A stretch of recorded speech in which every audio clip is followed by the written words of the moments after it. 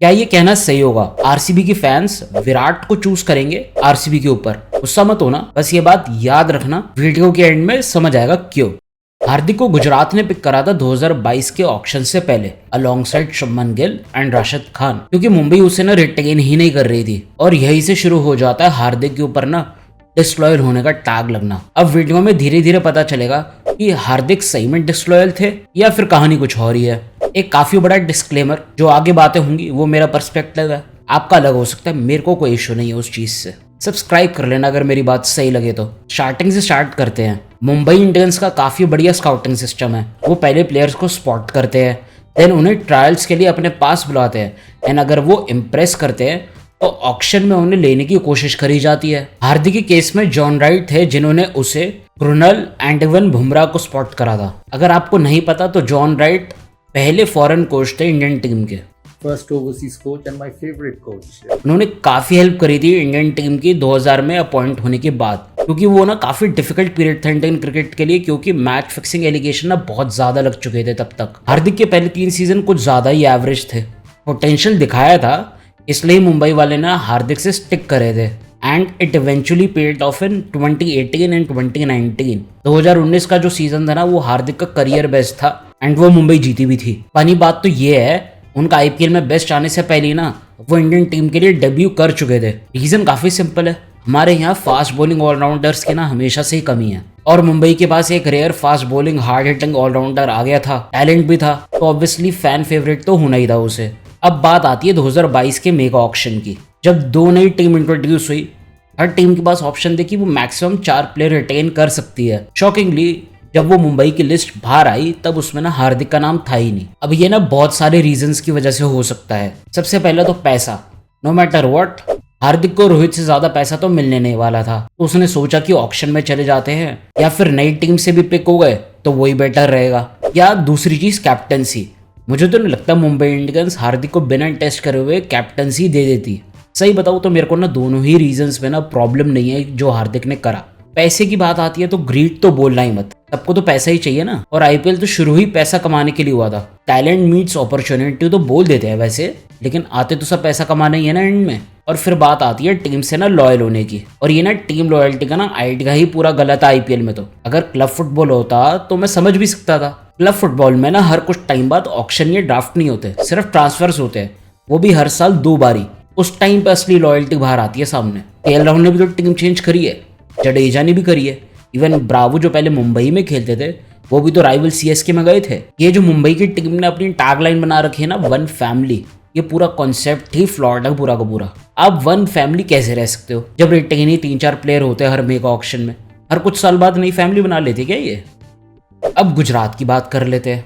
जब हार्दिक गुजरात में गए तो मुंबई के फैंस को बुरा तो लगा, लेकिन ज्यादा बैकलैश नहीं मिला, क्योंकि मेगा ऑक्शन में सारी टीम के साथ मोस्टली ऐसा ही हो रहा था। इवन दो काफी सवाल उठ रहे थे हार्दिक की बॉलिंग पर कि शायद वो इंजरी के डर से ना बॉलिंग ना करे, बट उन्होंने ना अपने सारे क्रिटिक्स को चुप करवा दिया जब उन्होंने बॉलिंग तो काफी ज्यादा करी और बैटिंग ऑर्डर में भी ऊपर आए। साथ ही साथ उन्होंने दोनों चीजें बढ़िया भी करी। 2 सीजन में 2 फाइनल खेली गुजरात, एक बार आईपीएल जीती, लेकिन क्रेडिट तो थोड़ा बहुत कैप्टन को जाना चाहिए ना।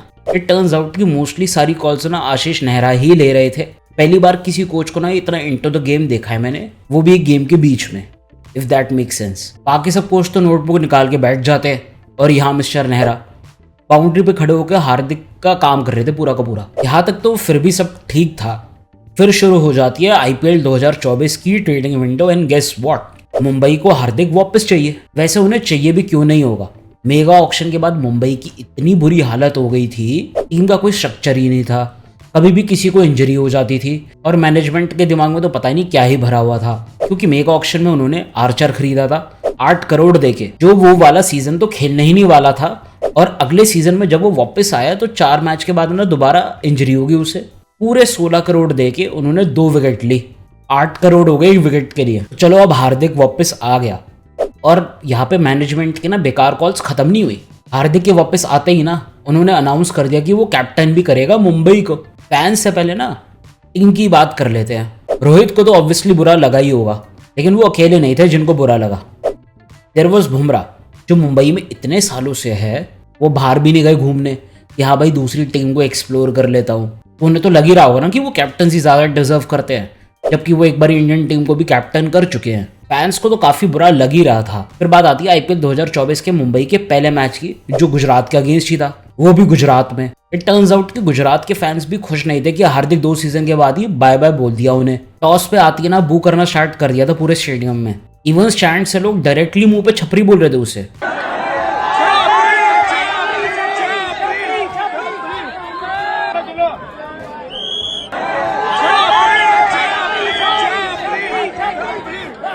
ग्राउंड पे एक बारी कुत्ता आ गया तो वो हार्दिक की चैंट्स करने लग गए।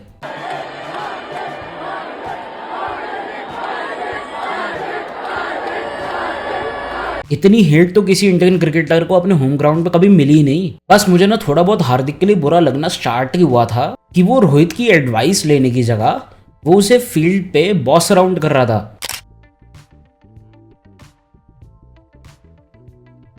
तो मैंने बोला चलो कोई नहीं, जो हो रहा होने दो, हम कौन सा कुछ कर सकते हैं इस बारे में। वैसा ऐसा पहली बार नहीं हुआ कि हार्दिक को इतनी हेट मिल रही हो। कॉफी विद करण के बाद भी उन्हें हेट तो मिली थी,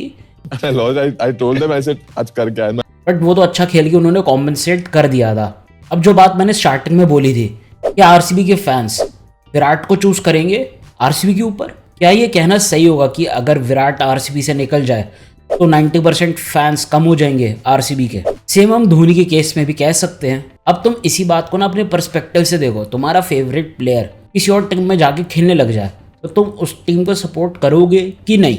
कहाँ गई तुम्हारी loyalty towards your team?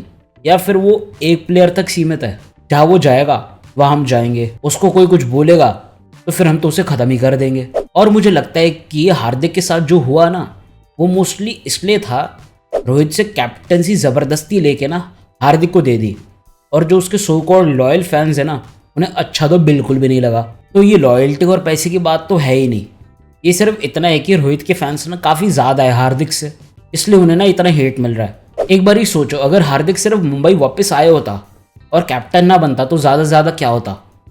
Gujarat वाले बू कर देते, छपरी बोल देते। बट यहाँ तो नेशनल टीम के कैप्टन को गुस्सा आया, साथ में देश के बेस्ट बॉलर को और गुस्सा आ गया, और फिर कैप्टन जी के फैन बेस ने जो मीम्स बनाए हैं,